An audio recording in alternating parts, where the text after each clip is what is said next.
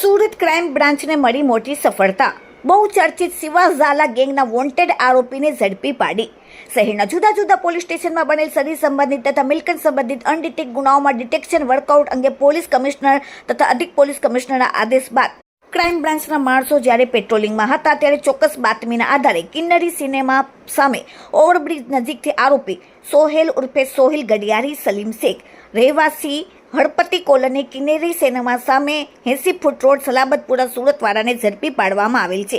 આરોપી જાન્યુઆરી 2026ના અરસામાં શિવરાજસિંહ ઉર્ફે શિવો દરબાર ઝાલા અને તેના સાગરીતોને રાત્રિના સમયે ઉધના વિસ્તારમાં ફ્રૂટના વેપારીનો ધંધો કરવો હોય તો હપ્તો આપવો પડશે તેમ કહી વેપારી પાસેથી ધંધો કરવા બાબતે ખંડરી ઉઘરાવી જાનથી મારી નાખવાની ધમકી આપી ફરિયાદીને માર મારેલ।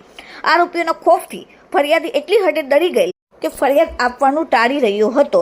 છેવટે એકાદ મહિના અગાઉ ફરિયાદ આપતા ઉધના પોલીસ સ્ટેશનમાં જુદી જુદી કલમો લગાડીને ફરિયાદ નોંધાતા તે ગુનામાં શિવરાજસિંહ ઉર્ફે શિવો દરબાર ઝાલા અને અન્ય 100 આરોપીની ધરપકડ થતા હાલનો આરોપી પોતાની ધરપકડ ટાળવા માટે નાસ્તો ફરતો હતો। આખરે ક્રાઇમ બ્રાન્ચના માણસોએ આરોપીને ઝડપીને કાયદેસરની કાર્યવાહી કરી।